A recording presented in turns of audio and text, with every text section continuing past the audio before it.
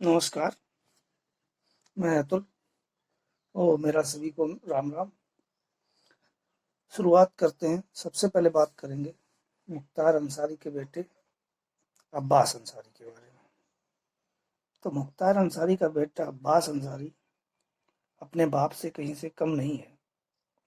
उसने बयान दिया है कि वो जो चुनाव के बाद जो अधिकारी हैं उनसे हिसाब किताब किया जाए। क्या हिसाब किताब किया जाएगा? ये क्या धमकी दे रहा है? क्या कहना चाह रहा है? हम इसके परिप्रेक्ष्य में बात करेंगे। और ये जो धमकियां हैं, ये लोग जो धर्म विशेष के लोग हैं जो इस प्रकार की धमकियां देते हैं, इनका क्या अर्थ है? ये क्या कहना चाहते हैं? तो इस विषय में बात करना चाहूँगा। और मेरा वीडियो अगर आपको अच्छा लगे इसको लाइक कीजिए, शेयर कीजिए और चैनल को सब्सक्राइब अवश्य करिए, ताकि मैं मोटिवेट हो सकूं और इन महत्वपूर्ण मुद्दों को आगे उठा सकूं और उन पर आप लोगों की राय जान सकूं। और आप अपनी महत्वपूर्ण राय कमेंट्स में ज़रूर दीजिए। तो अब्बास अंसारी का कहना है कि वो हिसाब किताब लेंगे। जो भी अधिकारियों ने उनके खिलाफ केस दर्ज हुए हैं, उनके पिता के खिलाफ हत्या के मुकदमे हैं, तो उन हत्या के मुकदमों में उन अधिकारियों ने क्या किया है? उनके पिता ने हत्याएं की हैं, लूटपाट की है, डकैतियां हुई हैं, तत्पश्चात ये मुकदमे लिखे गए हैं। तो इस प्रकार की धमकी देना ये कानून व्यवस्था के खिलाफ। तो आप लोग समझिए कि क्या इनका परिप्रेक्ष्य है। समाजवादी पार्टी से जुड़ के ये लोग क्या कहना चाहते हैं? ये अब्बास अंसारी है, ये भारतीय न्याय व्यवस्था को ये धमकी दे चुके हैं।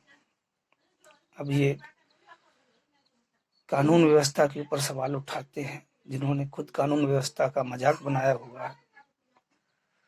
तो ये इस प्रकार की धमकियां, आप समझिए क्या इनको आवश्यकता है और इनका क्या इलाज होना चाहिए, ये कमेंट्स में ज़रूर बताइए। और जो योगी सरकार के खिलाफ ये लोग आग उगलते रहते हैं कि योगी सरकार ये कर रही है, योगी सरकार वो कर रही है, तो ये जिस प्रकार से अधिकारियों को खुलेआम धमकी दे रहे हैं, वर्तमान समय में जो परिस्थितियां हैं, मुझे नहीं लगता कि ये कोई कानून व्यवस्था का राज स्थापित होने देंगे। और इस समय में भी इस प्रकार की जब ये धमकियां दे सकते हैं, तो अगर कहीं सरकार बन गई इन लोगों की तो क्या होगा? बड़ा ही चिंतित करने वाला सवाल है।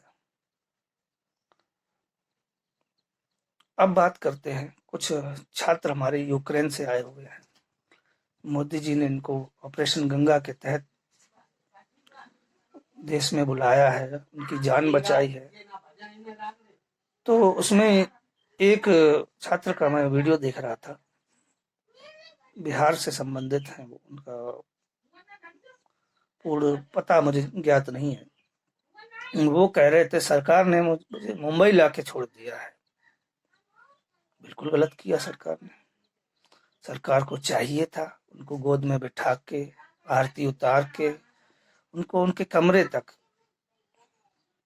उनको उनके कमरे तक छोड़ना चाहिए था, वहां लिटा के उनको पूछना चाहिए था आपको किसी प्रकार की और कोई समस्या तो नहीं है, कहीं आपके शरीर में कहीं दर्द तो नहीं हो रहा है, तो हाथ पांव दाब दिए जाए, उनको मालिश वालिश दी जाए। क्या है ये लोग? क्या मतलब क्या कहना क्या चाहते हैं? दुनिया का कोई भी देश अपने छात्रों को एयरलिफ्ट नहीं कर रहा है, इस प्रकार से नहीं बचा के ला रहा है। अब ये चाहते हैं कि इनके घर तक जाने का भी खर्चा सरकार उठाए, वहां से सरकार इनको सकुशल बचा के ला रही है। तत्पश्चात भी क्या कहना चाहते हैं? एक देहरादून की छात्रा थी, उसका वीडियो देखा था, शायद देहरादून या नैनीताल। उनका कहना था कि मुझे यहाँ तक ला के छोड़ दिया और 6,000 रुपये मेरा किराया का खर्चा हो गया जाने के लिए। क्या वो भी मोदी जी ही देंगे? वो खर्चा क्या मोदी जी ही दें? क्या हम और आप कहीं आते जाते नहीं हैं या यात्रा नहीं करते हैं?